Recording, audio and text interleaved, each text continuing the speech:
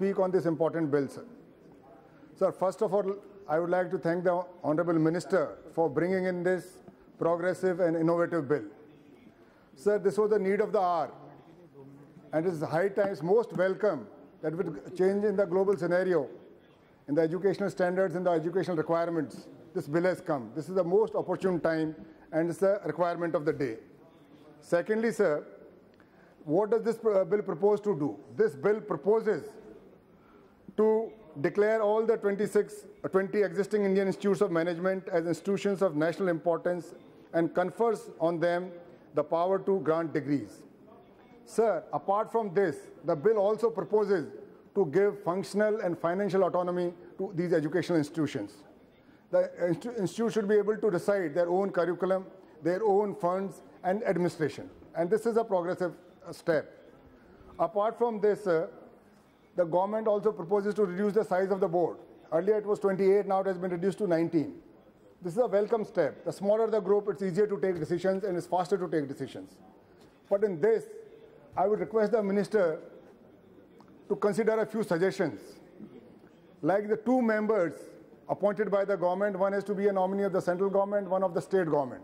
Amongst these members, sir, please ensure that these are the people from academic background, academic excellence, not government nominees like a deputy secretary or a joint secretary. This will be injustice to the educational system, because these are institutes of educational importance and excellence. So this should be taken care of.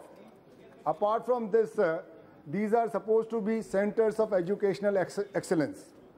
So they should not be centers of educational excellence in isolation. They should have extension centers in rural areas, in backward areas, in isolated areas. And for that, I would suggest, I come from a backward constituency called Dausa in Rajasthan. Why not to start with? Try your experiment there. Otherwise, your excellence will be confined to few urban areas, few rich people. Everyone should have a say in these resources. Apart from this, जो इनका शिक्षा का माध्यम है sir, सब में अंग्रेजी है.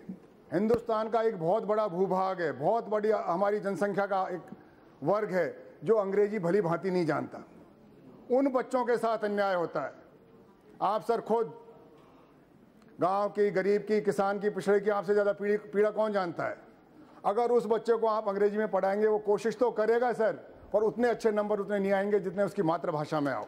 तो जो जिसकी मातृभाषा है उसका भी प्रावधान होना चाहिए. उसको इस बात की सजा नहीं मिलनी चाहिए कि उसको अंग्रेजी अच्छी तरह नहीं आती. तो शिक्षा मंत्री जी, मैं आपसे आग्रह करूंगा, कृपया इसका भी आप ध्यान रखें. दूसरा सर, ये इन सेंटर्स का आपने इसको बोर्ड को पावर दे दिया कि अपना चेयरपर्सन तो ये बोर्ड नियुक्त करेगा. बिल्कुल सही है, बहुत अच्छा है.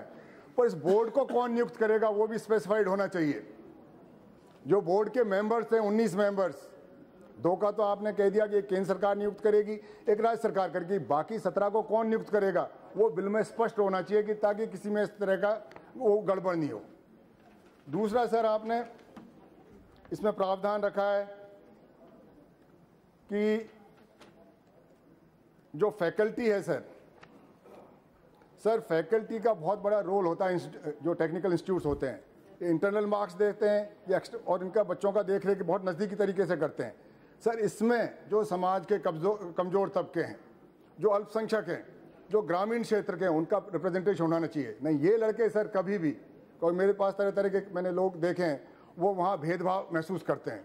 तो कृपया जो आपका बोर्ड ऑफ गवर्नर्स है, जो टीचिंग फैकल्टी है, उसमें भी सरकार की नीति के अनुसार जो भी रिजर्वेशन के पात्र हैं उनको रिजर्वेशन मिलना चाहिए. अन्यथा आपकी जो मंशा है इस अच्छे बिल लाने की, वो पूरी नहीं हो पाएगी, उसमें कोई कमी रह जाएगी.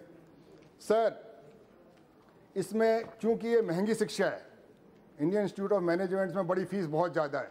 बहुत सारे होनहार प्रतिभावान बच्चे हैं जो ग्रामीण क्षेत्र से आते हैं, गरीब क्षेत्रों से आते हैं, उनके पास इतने पैसे नहीं होते.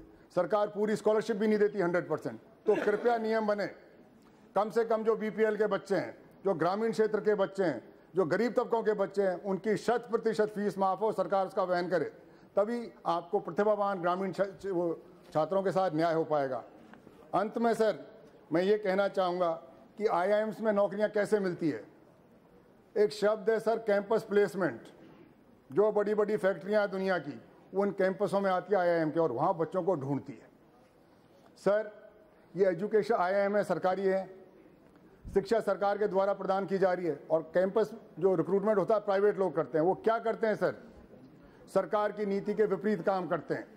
सरकार की नीति कहती है हम गरीबों के लिए, ग्रामीणों के लिए, वंचितों के लिए, पीड़ितों के लिए हम रिजर्वेशन रखेंगे, और ये जो प्लेसमेंट करते हैं किसी का रिजर्वेशन नहीं रखते।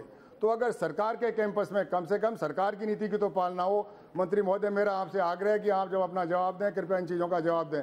और अंत में सर, ये बहुत ही प्रगतिशील एक इसका बिल है, इसका मैं स्वागत करता हूँ, इसका मैं समर्थन करता हूँ, और मैं आशा करता हूँ कि ये देश की भावनाओं के अनुरूप इसमें सब प्रावधान किए जाएंगे। जय हिंद, जय भारत।